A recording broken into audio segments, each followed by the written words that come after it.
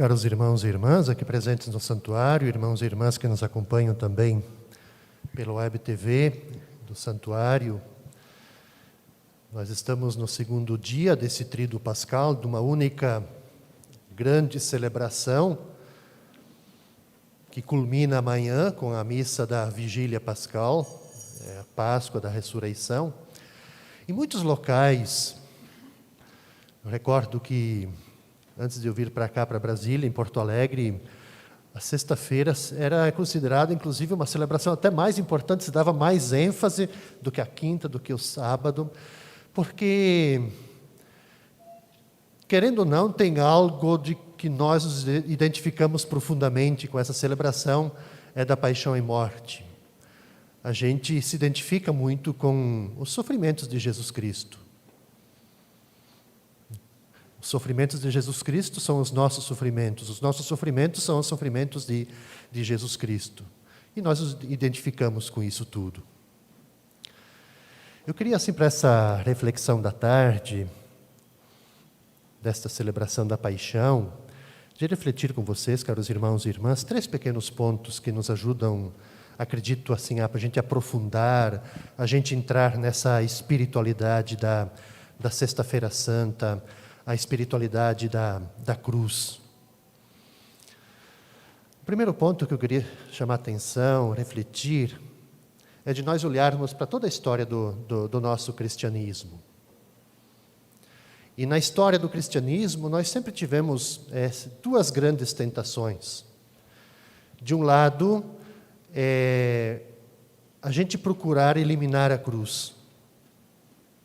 E do outro lado, de fazer a exaltação da cruz.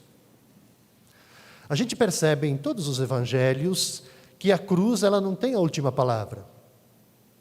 Porém, os evangelhos nos mostram que é uma página, de certa forma, incômoda, e que a gente não pode omitir, que a gente não pode pular essas páginas que estão lá. Como tampouco a gente pode querer negar ou então ocultar a densidade do sofrimento. Negar o sofrimento é como que seríamos negar a nós mesmos, negar o humano. Não é verdade que quando a gente escuta esses relatos nos diferentes evangelhos da paixão, não é verdade que a gente fica um tanto quanto perturbado com isso tudo? Perturbado no sentido dessa ideia de um Deus crucificado. A gente fica se perguntando como é possível. Os textos bíblicos, alguns vão dizer, escândalos para uns, contradição para outras pessoas, absurdo para outros tantos. E a gente talvez fica se perguntando, afinal de contas, onde é que está a grandeza de Deus? Onde é que está a força? Onde é que está o poder de Deus?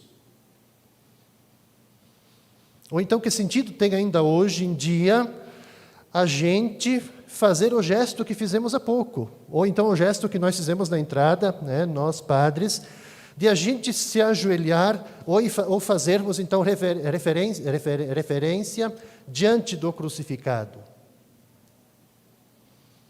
Como que a gente vai olhar a face da derrota? São perguntas. Como que a gente vai aceitar a morte do justo? Como que nós vamos compreender o silêncio do pai diante da morte do filho? São perguntas que certamente todos nós nos fazemos. Diante dessa ideia do Deus crucificado. Por outro lado, eu diria que o Deus crucificado, junto com a ressurreição que nós celebraremos amanhã, é a intuição mais radical que nós temos da fé. Por que é a intuição mais radical? Porque se nós olharmos profundamente o Deus crucificado, junto com a a ressurreição, o que nós vamos perceber? O que isso tudo nos fala? Fala para a gente exatamente, no primeiro ponto, da fragilidade nossa, que é assumida pelo mesmo Deus. Fala para a gente, inclusive, da própria dor de Deus, mas um Deus que não é distante, um Deus que não é alheio, nem não é indiferente à dor. Talvez, se nós olharmos atentamente, aprofundadamente, nós vamos perceber que o Deus crucificado vai falar para nós das próprias entranhas de Deus, mas das entranhas da misericórdia, daquele que se comove diante dos sofrimentos pelas quais nós passamos. Enfim, eu diria que se nós olharmos atentamente, profundamente, nós vamos perceber nada mais, nada menos, de que o Deus crucificado vai falar para a gente do amor. Então, esse é um primeiro ponto. Um segundo ponto que eu queria refletir com vocês é que a liturgia de hoje, dessa Sexta-feira Santa, ela nos ajuda sempre a abrir os olhos. Mas abrir os olhos diante do mundo de hoje, diante dos crucificados de hoje. E essa impotente, vamos dizer assim, essa impotente proximidade de Deus juntos com esses crucificados.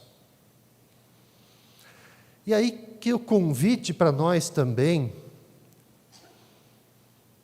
talvez seja nós olharmos a cruz, olharmos a cruz por dois lados. Olhar a cruz pelo lado dos crucificadores e a cruz pelo lado das vítimas. Certamente, nós olhando pelo lado dos crucificadores, nós vamos perceber que a cruz é morte. E talvez todos nós, diante desse olhar da morte, pelo olhar dos crucificadores, nós diríamos assim: maldita seja a cruz. Maldita seja a cruz.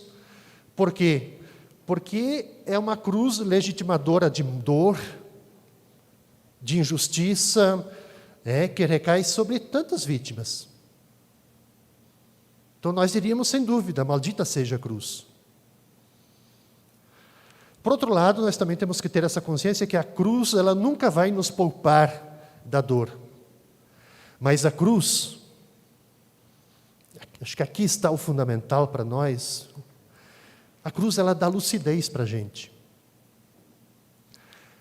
Eu acredito que quando a gente mira a cruz com profundidade, a cruz, ela nos impede de cair em espiritualidades vazias, espiritualidades muitas vezes evasivas. Ela nos ajuda a depurar as imagens que a gente tem de Deus. Às vezes um tanto quanto deslocadas, imagens que às vezes não suportam a fraqueza, a obscuridade, o silêncio. Então é importante a gente olhar para a cruz nessa perspectiva, de ela não nos deixar cair assim numa espiritualidade vazia, de uma espiritualidade da cruz sem sentido. Mas a espiritualidade da cruz tem que nos dar lucidez para a vida da gente. O terceiro ponto que eu queria chamar a atenção também para nós hoje diz respeito à nossa vida. Veja que talvez nós estamos celebrando aqui paixão e morte, mas que talvez a maior perda da vida da gente, não seja em si a morte, mas seja aquilo que acaba como que ressecando dentro de nós, enquanto vivemos. Sejam os sonhos, sejam as intuições, sejam as nossas criatividades. Tem um teólogo bem amigo, que foi médico, muito amigo, inspirador aqui do jovem frade Frei Donald, Albert Schweitzer,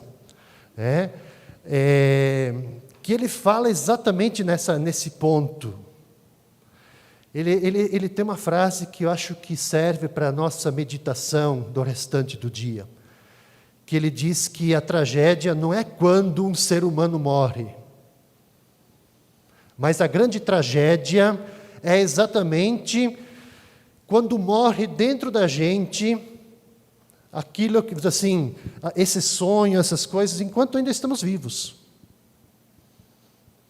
A gente acaba vivendo sem perspectiva nenhuma, sem sonho, sem utopia, sem nada. Vivemos aí como que robôs, sem sentido de vida. Falava há poucos dias aqui sobre a morte, e eu dizia assim que a nossa vida ela tem sentido se nós morrermos de tanto viver. E é isso. Se nós olharmos para a vida de Jesus, ele fez exatamente isso. Jesus morreu de vida, morreu de vida. Morreu de dar tanta esperança para as pessoas, morreu de bondade, morreu de ser tanto solidário, de uma compaixão que ele teve bastante ousada para a sua época, de liberdade arriscada que ele teve, enfim, dessa proximidade junto às pessoas, mas uma proximidade curadora, restauradora. Ele morreu de vida porque Jesus ele não ficou indiferente diante da fome, diante da doença, diante da violência, diante da exclusão das pessoas em sua época. Ou então diante de toda e qualquer situação que atentava contra a vida. Ora, isso traz consequências. Isso traz consequências. A narrativa de hoje, ela nos mostrou exatamente isso. Que esse modo dele ser, esse modo dele viver, essa liberdade que ele tinha, seja diante da lei, seja diante do templo, diante da religião, isso desestabilizou tudo. Pôs em crise as instituições, pôs em crise as pessoas encarregadas da religião de sua época. Ora, isso tem um preço a pagar. E o preço a pagar é o que nós escutamos aqui no Evangelho, na narrativa da paixão e morte. Então, caros irmãos e irmãs, nesse sentido, a cruz de Jesus não é peso morto. Não é peso morto. Ela tem um sentido porque é consequência de uma vida, é a consequência de uma opção radical de Jesus em favor do reino de Deus. Então, quando a gente olha para a cruz não deve ser entendida como passividade, como resignação.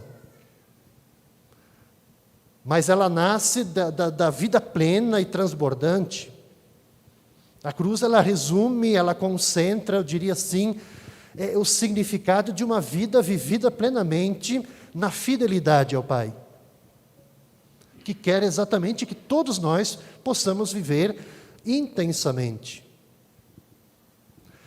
Por fim, eu diria assim, que quando nós acompanhamos Jesus nessa trajetória que ele faz para a sua paixão e morte, eu acredito que todos nós, de uma maneira ou outra, nós vamos sendo talhados pelas cenas que nós vamos contemplando. No nosso imaginário, a gente fica percebendo, tentando assim, contemplar essas narrativas. Com o coração, eu diria assim, aberto à dor, à aflição, né? E essa dor, eu vejo, por isso que eu digo, vai nos talhando, vai nos moldando, porque essa dor que nós vamos vivenciando acaba esvaziando da gente as autossuficiências que nós carregamos.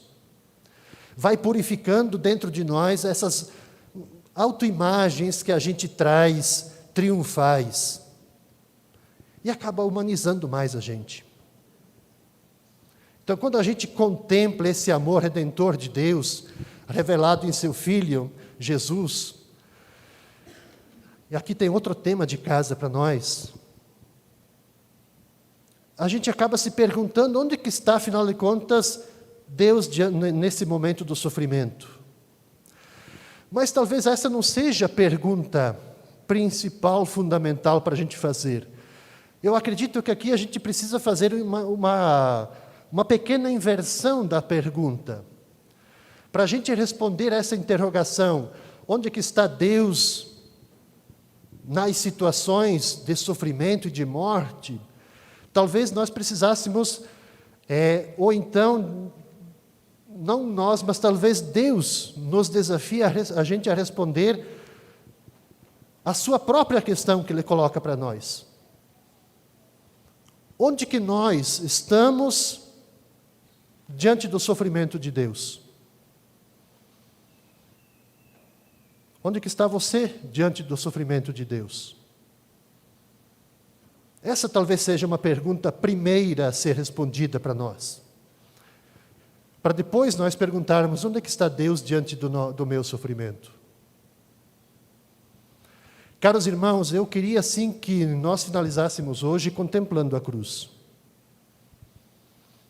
Ela não pode estar aqui hoje simplesmente como cenário, mas nós temos que contemplar a cruz. Então eu queria assim convidar para a gente contemplar a cruz, contemplar o crucificado.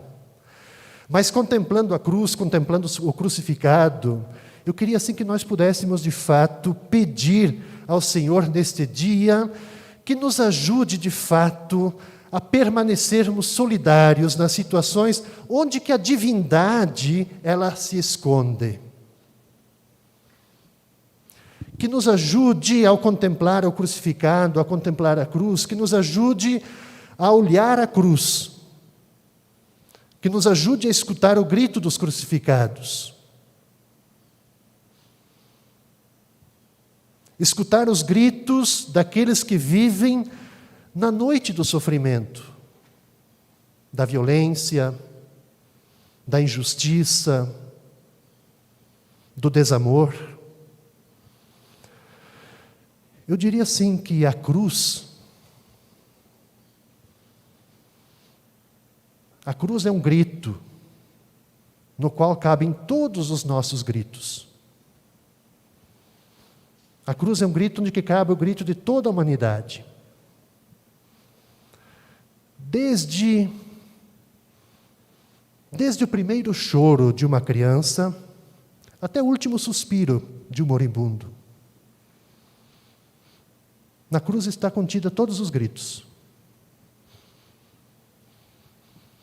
Por isso, o convite para nós, irmãos e irmãs, nessa tarde, estarmos aqui reunidos, é a gente contemplar essa cruz, é a gente não se tornar indiferente à dor dos irmãos e irmãs, ao sofrimento dos irmãos e irmãs, de a gente não se tornar diferentes à dor, ao sofrimento de Deus para com a humanidade. Assim seja.